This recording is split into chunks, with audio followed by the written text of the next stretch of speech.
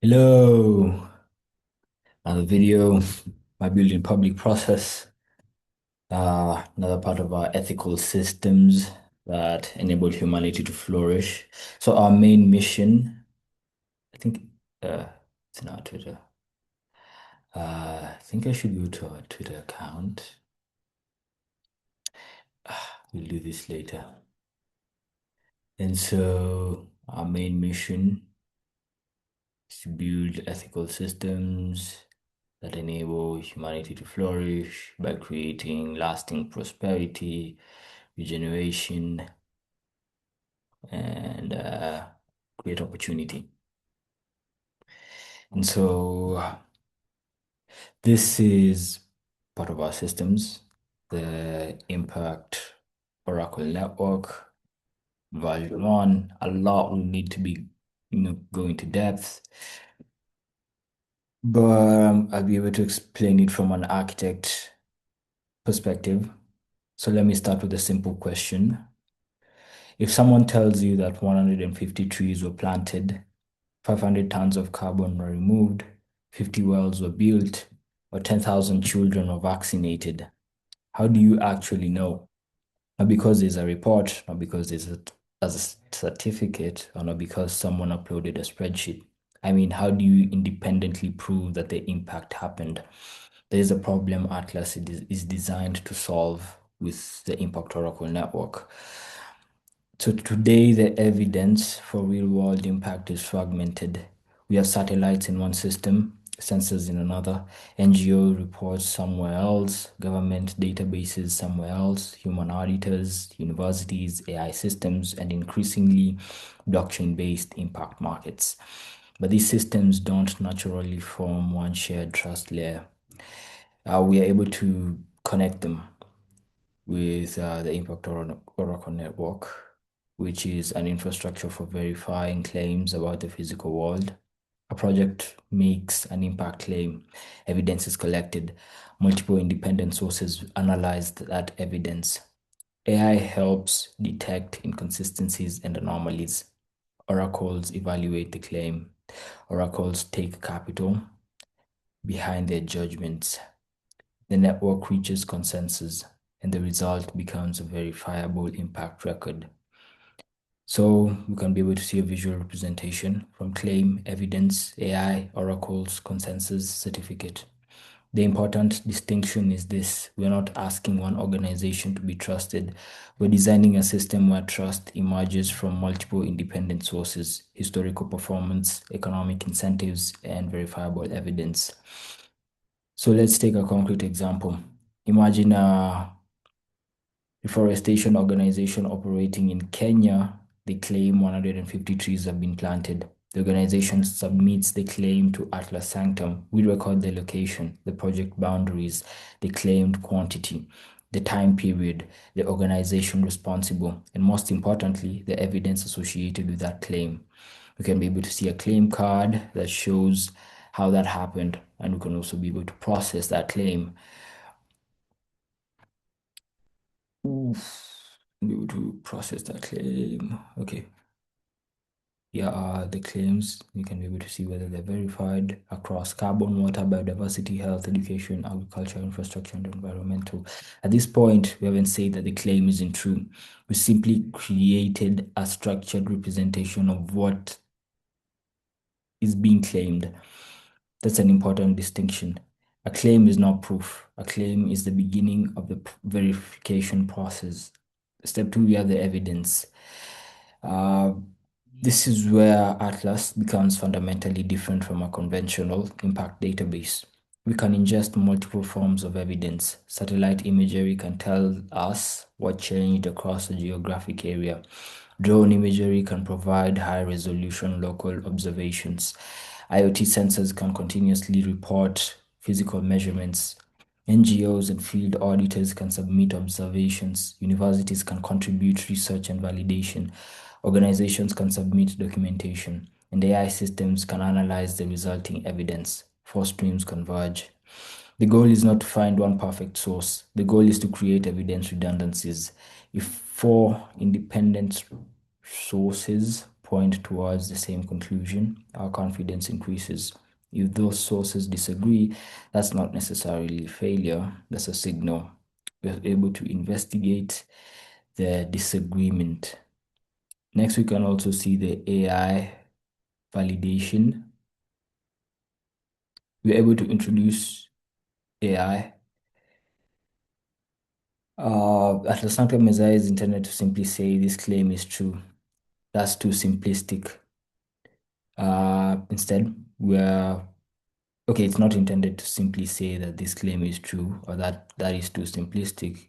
Instead, we are able to analyze the evidence surrounding the claim. It can compare satellite imagery, detect anomalies, analyze sensor patterns, compare historical behavior, identify inconsistencies between submitted evidence, and prioritize claims that require deeper investigation. Our AI analysis is that you're able to see the geospatial consistency, which is high, the temporal consistency, which is also high, the sensor consistency, which is high, and the anomaly probability, which is low. Imagine we suddenly see something unusual. A project claims 150,000 trees were planted, but satellite evidence doesn't show the expected land use. That's not something we want to hide. That's exactly what the system should surface. Potential anomaly detected. AI becomes another layer of intelligence inside the verification process. Now we reach the heart of the system, the oracles.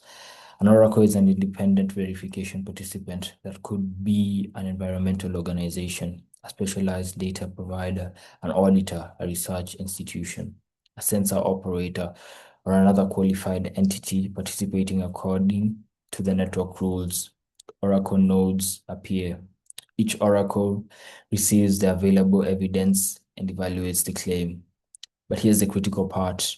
Oracles are something at stake. They can stake capital behind their verification decisions. If they consistently make accurate decisions, they build reputation and can earn rewards. If they behave dishonestly or repeatedly submit demonstrably bad verification, they can face economic and reputational consequences.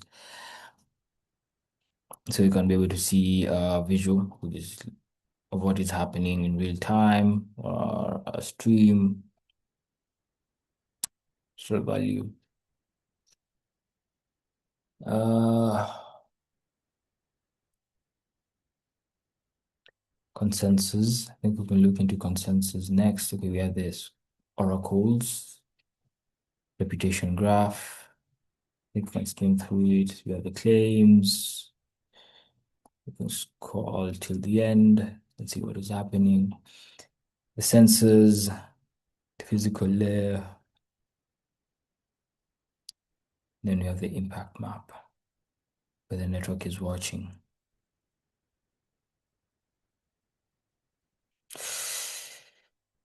So, consensus, we can return to our reforestation claim. 37 qualified oracles review the available evidence. Some approve, some reject, some request additional evidence, some may challenge the claim entirely. You can be able to visualize the vote. The network aggregates those independent judgments according to its verification rules and eventually reach a consensus state, which is verified. The important point is that consensus doesn't magically make something true. Consensus gives us a transparent record of how independent verification participants evaluated the available evidence. That distinction is critical. And so we are able to engineer a verification process, not a manufacturer certainty, a manufacturing certainty. Yeah. I'm reading through a script, so pardon. Once a claim passes the required verification threshold, we can generate a structured impact certificate. That certificate can reference the original claim, its geographic location, its evidence providers, the participating oracles, their reputation, the stake, the consensus result, and the verification history. And on a visual part, certificate expands into evidence graph. This creates something much more valuable than a static certificate. It creates a traceable verification graph. Next is the reputation layer. And this brings us to what I believe is the deepest part of Atlas, which is reputation. You can imagine number 2048 has been operating for 5 years. During that time, they verified thousands of claims. We know their accuracy. We know how they behave during disputes. We know their consistent consensus participation. We know their staking history. We know which type of evidence they specialize in. We know which sensors they rely on. We know whether the historical judgments held up. Reputation graph grows. That creates an increasingly sophisticated trust profile, and that trust profile becomes difficult to reproduce. A competitor can copy a user interface. A competitor can deploy a smart contract. A competitor can launch a token, but they cannot instantly recreate years of verified behavioral history. Next, you have the sensor registry. We extend this idea to the physical infrastructure itself. Consider a water quality sensor, which has a number and an ID. We know where it operates, what it measures, how frequently it reports, how reliable its historical data has been, which oracles have relied on it, and which impact claims have incorporated its data. We also have the sensor reliability graph. So now we're not just creating reputation for people and organizations, we're beginning to create reputation for evidence sources. This result is a layered trust model where one can be able to claim reputation, oracle reputation, sensor reputation, evidence reputation. Next, we have the disputes and slashing, which is visualized by the security center. And I may be honest about this, but this is version one. A lot has to go into implementation and to be able to build out everything. But with this video, it's more of giving a brief explanation of what we're building with the Impact Oracle Network. A lot. As we progress with building in public, I'll be able to make more updates step by step. So suppose an oracle approves a claim that another group believes is fraudulent. A dispute can be raised. Additional evidence can be submitted. That claim can be reviewed. Other oracles can participate in the resolution process. You also have the timeline whereby you can see the false claim, dispute, evidence review, consensus, resolution. If the network determines that an oracle violated the rules, the system can apply penalties according to those rules. That can include slashing staked value, reputation degradation, or restrictions on future participation. The reputation score decreases, and the principle is simple. Good verification should be valuable. Bad verification should be expensive. We also have the global impact map.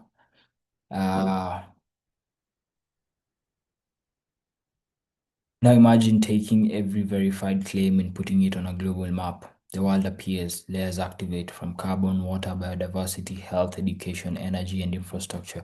Suddenly, we're no longer looking at individual projects. We're looking at the world's impact activity as a network. Africa lights up, Kenya, Uganda, Tanzania, Nigeria, South Africa, then global.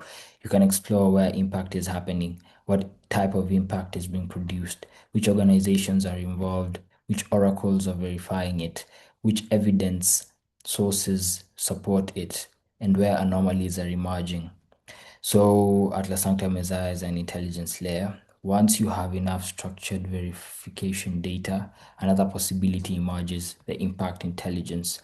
The user enters, show me the highest performing biodiversity oracles in East Africa. The result appears, or analyze anomalies across water projects in Kenya. The risk map appears, or compare oracle performance over the last 12 months. The performance graph appears. Instead of manually navigating millions of records, users can ask questions directly. Atlas Sanctum begins to function not only as a verification network, but as an intelligence layer of a real-world impact. So who's able to use it? That is the investors, governments, NGOs, enterprises, oracle operators. Who is this actually for? As you said, For investors, it can provide a stronger evidence layer for impact-related capital allocation. For governments, providing independent verification of programs and infrastructure. For NGOs, it can create more transparent evidence trails around their work. For enterprises, it can support more credible sustainability and impact reporting.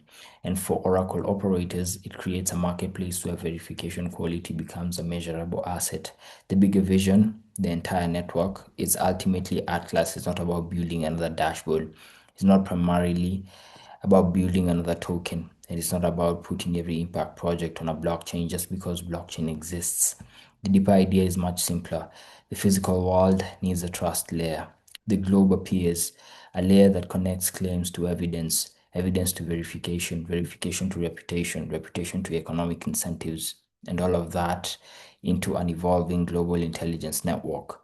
Behind them, the Atlas Sanctum network slowly moves. So you can be able to imagine a world where an impact claim doesn't have to be trusted simply because an institution published it. You can be able to inspect the evidence, you can inspect the verifier, you can inspect the history, you can inspect the consensus, you can inspect the disputes. You can understand how confident the network actually is. That's the future we're building with the Impact Oracle Network, where evidence becomes interoperable, verification becomes accountable, reputation becomes an asset, and trust becomes something that can be engineered. And I think that is what we can be able to explain about the trust layer for real world